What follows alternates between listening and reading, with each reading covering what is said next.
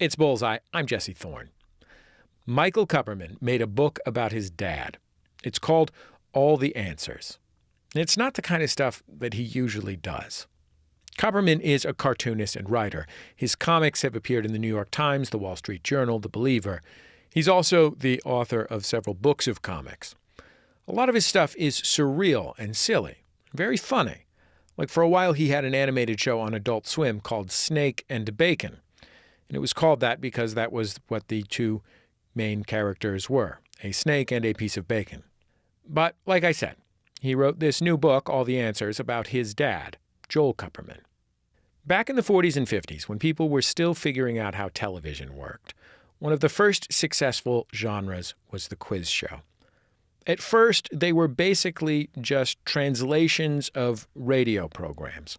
A panel sitting at a long table, a host sitting at a podium or whatever, and the host would ask them questions. If they got them right, they stayed on the show. If you saw Quiz Show, you know what I'm talking about. Anyway, Michael's dad stayed on one of these shows for almost a decade, and it happened when he was a kid. So there was a time when his dad, as a 10, 12, 15-year-old, was just a little bit less famous than, I don't know, Abbott and Costello. When he grew up, Joel pretty much left TV for good. And he didn't talk about it much, not even with his family. When he did, it wasn't usually positive. Michael got the sense this was a dark chapter in his dad's life. So Michael did some of his own research. He went through old tapes, he talked to family members, and what emerged is a complex, fascinating portrait of his father. It's called All the Answers. Michael Kupperman, welcome to Bullseye. I'm happy to have you on the show. Oh, thank you very much. It's great to be here. So your book is about your father's history as a quiz kid and the effects that it had on him and your family. What is a quiz kid? Or I should say, what was a quiz kid? Well, Quiz Kids was a show that was on from 1940 till 1953, first on radio and then on TV. It was a very popular show where 5 children would answer questions that were sent in by the audience, and the 3 highest scoring children would come back the following week. My father came on it when he was 5 years old in 1942, and after an unsuccessful first attempt, he came back and was a hit on the show and stayed on it until he was 16 years old. So it really dominated his childhood and who he became, as I found out while researching this book. What did you know about this part of your father's life when you were a kid or even a teenager? Very little. There were still reminders around in the culture. His fame hadn't completely faded yet, so people would sometimes ask me if I was related to him. And there was, a Rocky and Bullwinkle show where they mentioned him, stuff like that. So I was aware that he had been famous, but I don't think I really understood until I started to work on this book the quality of his fame, just exactly how he had been famous and how emotional it was, both for the people who were fascinated by him and for him personally, and what an effect it had had on him. In our family, it was always kind of a locked subject. It was understood that to mention it would cause him pain, and we were encouraged not to ever mention it. It wasn't until I started to really think about it that I started to see what had happened. Until then, I thought it was just a story. We have a clip from one of the quiz shows, actually. Joel Kupperman in this clip is a little older. He looks like maybe he's 13 or so. Here's a question. Here's another one. From Mrs. B of 319 West 48th Street. Name all the state capitals that are located on the Missouri River. Joe? Well, I believe Pierre, South Dakota is on the Missouri. That's right. And, let's see, Omaha, Nebraska. Oh, no. Oh, wait a second, Lincoln, Nebraska. No, don't start guessing, please, because that's what I do every Tuesday. Pat had his hand I up. was going to say the capital of Nebraska is Lincoln. The capital of Nebraska is Lincoln. Yeah, he also makes a car, too, but we won't talk about it. Well, looks like we stumped you. All right, Joel, one more. Topeka, Kansas. No Wait, guessing, wait. no guessing. Jefferson City, Missouri. Well, that's all right. Now you got two. Now two. Give me all the other one. Or the other one. Or the other one. The other one. Or the other one I'm There's giving only you. one. What? There's only one that it could be. And what is that? Oh, Bismarck. Bismarck, right? All right, he had it. He got it. Generally, what was the significance of this radio show and later television show culturally? Like, what did it mean to people? Was it a truly big deal? It was a very big deal at the time, and listening to it, it's hard to understand why, because really it's generally quite a boring show by our modern standards. But I think it was that the decreasing child mortality rates and the increasing presence of media like movies, radio, and later TV meant that it was almost the first time where people were confronted with the personalities of children and thought, well, they're kind of interesting even before they're adults. I think up till then they'd been really thought of as imperfect adults, but there was a point at which it became that children became interesting for themselves. And I think this was that point. And of course, it was followed later by the discovery that teenagers are really interesting, and that kind of overshadowed this interest in children. Did you know his mother, your grandmother? Oh, yes. Yeah, I knew her. What was your relationship with her like? It was kind of distant, and it was not very close, and I certainly felt that my father preferred it that way, that he had some issues with her. So I wasn't that close with her, and indeed, I don't think I saw her after I was a teenager. We never corresponded, and she never left California, so we would only visit her. And you could feel that tension between them all the time. What did you learn when you started to look into this about your grandmother's role in your father's life? Well, it was acknowledged even in the 1940s when people were extraordinarily polite about each other that she was the ultimate stage mother, that she pushed harder than any other parent involved with the show for her child to be a star, for him to be featured, for opportunities. So I knew that about her. It wasn't until I started to examine the evidence that I saw how far it had gone, that she had really taken it past a point, I think, where any other person would have said, give it up now. But she kept trying to push my father to stay on television way past the point where it was obvious that he wasn't suited for the medium at all. And indeed, my mother told me that when she first went over to their apartment after the wedding, my grandmother said to her, how are we going to get his life back on track? How are we going to get him back on TV? So even then, she hadn't given up, even after he was a professor of philosophy at the University of Connecticut. She still thought there was a chance he could come back and be I guess, Charles Van Doren figure. So tell me a little bit about how he went from a kid on this radio show, a hit radio show, to being almost a household name. The kind of name that could be referenced on Rocky and Bullwinkle a couple decades later. What happened? Well, there was something about him that caught the public's imagination. And I do think it was in some ways connected with his Jewishness and what was going on. But he was embraced, certainly from the age of 6 to about the age of 8 or 9. He was embraced by show business, by people in politics. And his name became a synonym for child genius. You can find Bob Hope using it over and over again in his joke column in the 40s, and people use it in all these different ways. And he's just such an object of fascination. Everyone wanted to meet him. And that went away as he got older. He was less appealing by the time he was a teenager, but there was still some residual heat from that initial fame that people wanted to use, like the producers of the program or my grandmother.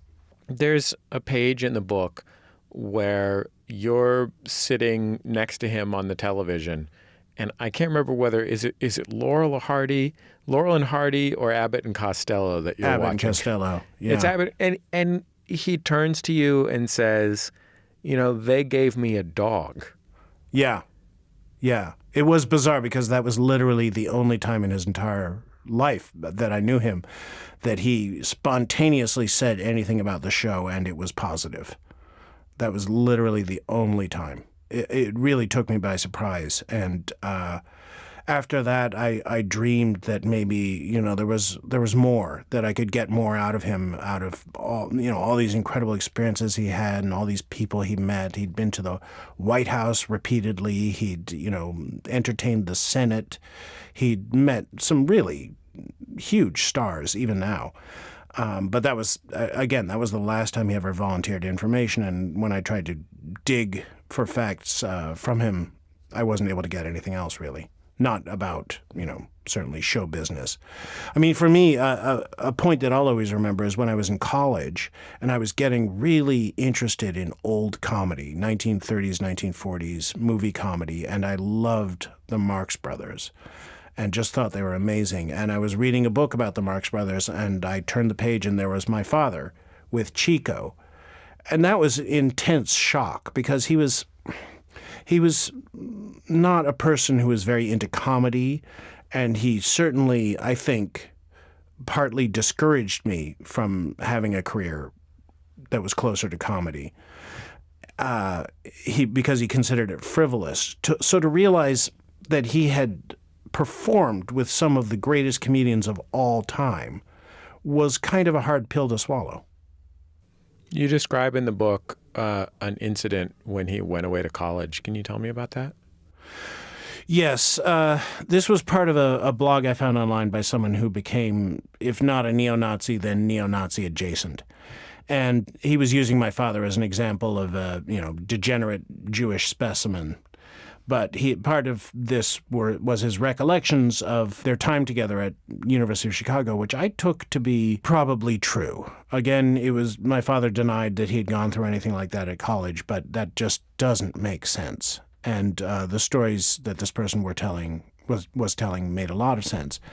And it sounds like my father was horribly bullied at times at school. That in this incident that was described on this person's blog, proudly, may I add, it was, he had his clothing dragged off, torn off him and thrown out the window, garbage dumped on him, and all his clothes, covered in garbage. And the person also said that he had night terrors, that he would scream in the middle of the night, wake up screaming. It's the description of someone who was traumatized and is undergoing further trauma. And then again, there's this moment in the book that was one of the few moments my father would return to if he ever talked about this period in his life. It was always that this professor had told him, you should leave the country, which apparently he'd never thought of before. But he took that advice, and that, at least for a few years, rescued him. He went away to Cambridge, right? He went away to Cambridge. He came back 2 years later to visit and unfortunately went on this quiz show, which in some ways I think was the final nail in the coffin of his, feeling like he could ever be seen in public again. The guilt and shame of that incident, I think, really haunted him for the rest of his life. And then he came back permanently 3 years later, got another degree at Harvard, and then locked himself away in Mansfield, Connecticut for pretty much almost the rest of his life. Let's talk a little bit about the other show that he appeared on. When you draw the original Quiz Kids television show, it's obvious that television is still figuring out what a television show is. Yes. It appears to pretty much just be some cameras or possibly even a camera pointed at some people doing a radio show. Yes, and they're wearing dark clothes against a dark background. Apparently there was a 4.5-minute improvised Alka-Seltzer commercial that sounds amazing. I mean, they didn't invent any method of recording TV until a few years later, but it's a shame that none of this exists. It was shot in the DuPont studio, which I think were literally an office that had been, the wall had been knocked out to make it bigger, but they were offices with low ceilings, and apparently the heat was so bad that everyone would be sweating, heavily during this experience. I mean, if you read some of the histories of TV in this period, it's just incredible, the stories. There's a book called The Box by Jeff Kisseloff that is really terrific. But yeah, he was on TV when it was so primitive. They had absolutely, very little idea what they were doing. So as the stakes got higher in game shows, both the sort of dramatic stakes, the financial stakes, and also the emotional stakes, there was introduced a darker side. I think, folks who were alive then remember this, and maybe folks who saw the Robert Redford movie remember it from the Robert Redford movie. Yes. But what was the dark side of those game shows as they exploded across television? Well, the sponsors, back then the shows had a single sponsor, and the sponsors demanded more control, and the story was that the producers couldn't really stand up to them, and they went along with it. So the producers started to demand the right to determine who won, who lost, and how. And so a lot of the shows became controlled in very specific ways and rigged so that certain people would win. And if in my research, I noticed that there were pretty open references to this in the press 2 years earlier, as early as 2 years earlier, about contestants being sent to take out a certain book in the library, wink, wink. So I think the smart set knew that it was going on, but it was sort of like wrestling. As long as the people at home didn't know, everything was fine. Or even reality television now. I mean, that's the dominant genre on TV. And oh, sure, yeah. It's an operation that lives in the liminal space between invented narrative and true or real narrative. The story is what's important, and they get there how they get there. But the audience is a little more aware of that these days. I think people wanted to believe that what they were seeing was completely on the level. And so the sense of shock when this was revealed was really striking. I mean, even Eisenhower commented on the dishonesty and how this was unacceptable. So how did your dad get involved?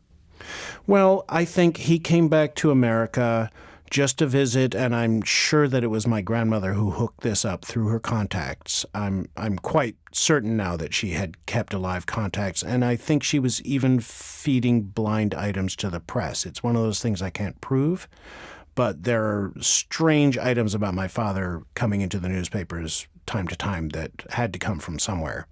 So I think she set him up to be on this show, and I think his attitude, which is quite sad, was, I'm smart now. I'm not an innocent, defenseless child. I'm going to come back, and I'm going to do what I did, but this time I'm going to get paid. Which, as I said in the book, that is the classic setup for American tragedy. The one more job that's going to make you the money. So he came into it with this attitude that, he didn't understand that it was rigged, and he thought he could, do well and make money, for the rest of his life. He had made very little money off Quiz Kids. One of the really surprising things to me was that they never asked for a raise. In his 10-plus years on that show, he was still getting the $75 a show that he had all along. So this was his big opportunity to make money, and I think what happened was he was on the show once. It went without incident. On the second show, they decided to apply their rigging kind of protocols, and they had another contestant approach him with a book, and either the title of the book or the questions in the book were the question he was asked that night on TV. That much I got out. So I reconstructed it as best I could for the book, what I think happened. But what I am pretty sure of is that he would have realized he was taking part in a rigged show live on TV, which must have been really intense. And I think he just wasn't that bold or that angry to blow the gaff on TV, and he would have kept it a secret, but he would have left and just signaled that he was not coming back. That was the type of person he was. Why are there pictures? Why is this a comic and not prose? Well, I think prose, it would be a very, very different book. It's pictures because the book is meant to be an experience. It's meant to be something that you move through. And so the pictures and the words together, I wanted also to have information that was only in the pictures, so that there are some details there that are not in the text. but it's meant to be, a kind of experience like a movie or a dream, that you move through and then it's over. Someone actually told me the other day that they read it and then they gave it to their father, who read it in half an hour, which I took as a massive compliment, that someone would be driven to really devour it that quickly. Are there things that you can create visually that you feel like you can draw that you can't express in words? Oh, sure. I mean, I think a lot of my humor was like that. A lot of the humor resulted from, in some cases, deliberate awkwardness. Part of what I find funny is awkwardness or poorly rendered ideas. So I'm sometimes deliberately poorly rendering things because I think that's funny. If I didn't think that the art brought an aspect to it, I would happily abandon it. It's interesting how much of comics is about controlling temporal issues, like controlling pace. Like, I think a lot of people who aren't comics creators or aren't passionate comics readers think of comics as being analogous to storyboards for film, but time is much more linear in film, even though film is edited and, features some of the same visual techniques. Much of comics is just about holding on to time and jumping through time in ways that don't exist in any other medium. Yes. One compliment someone gave me once, which I held on to, was that my comics, particularly the humor comics, they used what was special about comics. I, too, sometimes read stuff in comics and I think, why is this a comic? This doesn't need to be. There's nothing being expressed in the artwork that adds anything. But I've tried in my work to make use of the things that I think are very specific to the comics medium. And yes, time, the kind of regulation of time is part of that, and the pacing. I read a lot of, superhero comics and stuff before doing this book, and just studied, the different kinds of narrative that are being presented these days. In the book, your dad is almost always drawn in like 3/4 or 4/5 profile, sometimes in full profile. Yes. Was that a choice that you made? Yes, absolutely. That was how my mind pictured him, repeatedly. Why do you think that is? Because that was his psychological aspect, slightly turned away. Rarely facing, but always turned away, at least slightly. Was it difficult to draw him that way over and over? No, actually drawing him was quite easy. Drawing myself was the really hard part, and ultimately I went for the kind of simplified caricature that's in the book, because drawing myself repeatedly was so psychologically difficult that I decided to abandon it, and I also felt that having a more universal likeness would invite identification by the reader more easily. I mean, you look almost like Tintin.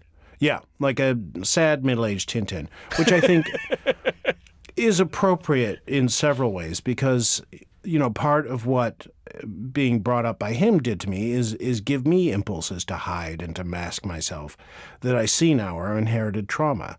So for me to have a mask, on during the book is somewhat appropriate. And there's also the fact that, in a way, Tintin and my father were part of the same ideal of the young man, the boy, that was prevalent then, of this golden child who could solve mysteries or solve math problems. It was very much an image that was prevalent then and not so much now. Michael Kupperman, thank you so much for coming on Bullseye. It was great to talk to you. Thank you so much. It's been great.